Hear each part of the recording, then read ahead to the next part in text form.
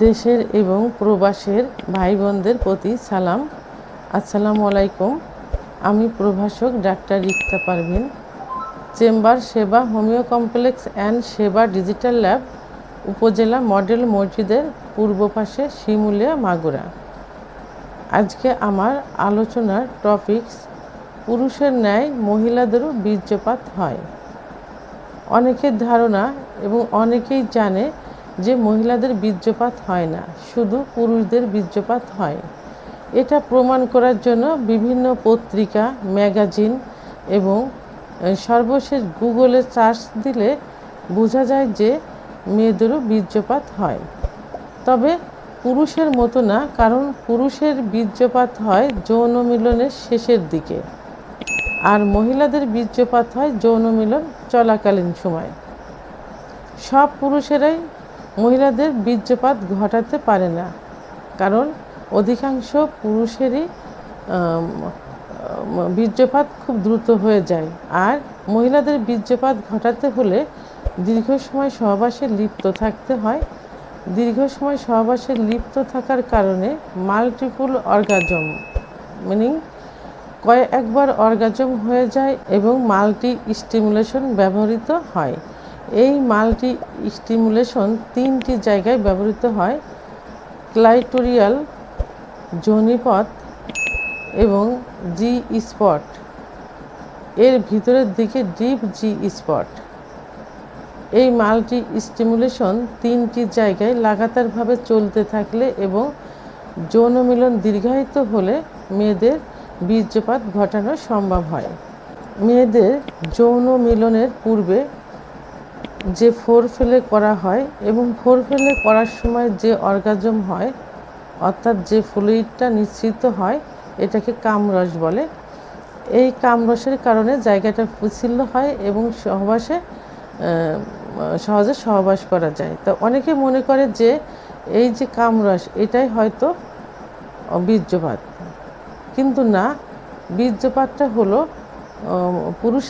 পুরুষের ন্যায়, কিন্তু পুরুষদের বীর্যপাত গাঢ় হয় আর মহিলাদের বীর্যটা পানির মতো হয়, অর্থাৎ প্রসাবের মতো, এবং প্রসাবের ছিদ্র দিয়ে এটা বের হয়। পুরুষের বীর্য যেমন তৈরি হয় অন্ডকোষ এবং প্রোস্টেট গ্ল্যান্ডে, মহিলাদের বীর্য তৈরি হয় স্কিনিস গ্ল্যান্ড এবং ইউরেথ্রার চারপাশের জায়গা থেকে।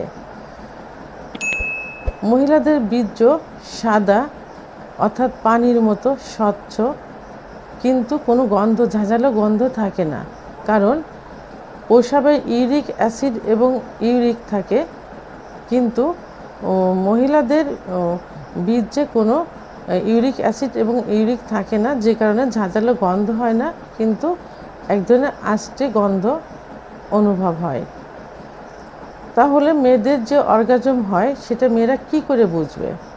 মেয়েরা যৌন মিলনে লিপ্ত হবার পর প্রসাবের বেগ আসে, তখন আবার প্রসাব করে এসে যৌন মিলনে লিপ্ত হয়। এই যে প্রসাবের বেগ আসে, এই প্রসাবের বেগ আসাটাই বীর্যপাত। এই প্রমাণের জন্য কি করতে হবে? সহবাসের পূর্বে প্রসাব করে আসতে হবে এবং আবার সহবাসে লিপ্ত হতে হবে। এই সহবাসে লিপ্ত হবার পর তখন প্রসাবের বেগ আসে এবং প্রসাব হয়ে যায়। যে প্রসাবটা হয়ে যায়, এটাই বীর্যপাত।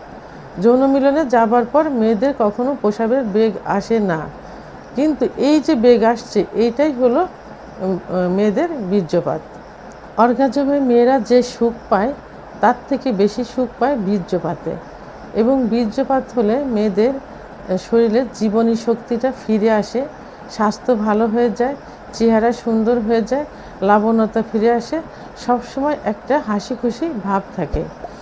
আর পুরুষেরা যদি মেয়েদের অর্গাজম বীর্যপাত ঘটাতে পারে, তাহলে তারাও সুখ অনুভব করে এবং তাদের আত্মবিশ্বাস ফিরে আসে, মেয়েদের প্রতি, পার্টনারের প্রতি, স্ত্রীর প্রতি আকর্ষণ ফিরে আসে এবং বারবার তাদেরকে কাছে পাওয়ার জন্য চেষ্টা করে। তাহলে অর্গাজমের থেকে বীর্যপাত সব থেকে সুখের, এবং বীর্যপাতের স্বাদ সবাই গ্রহণ করতে পারে না।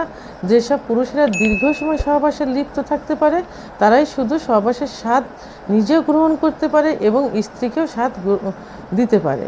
তো বন্ধুরা, আমার ভিডিওটি সম্পর্কে যদি কোনো মতামত থেকে থাকে অবশ্যই কমেন্টসের মাধ্যমে জানাবেন। আর ভিডিওটি ভালো লাগলে লাইক, কমেন্ট, সাবস্ক্রাইব করে আমার সঙ্গে থাকুন। আল্লাহ হাফেজ।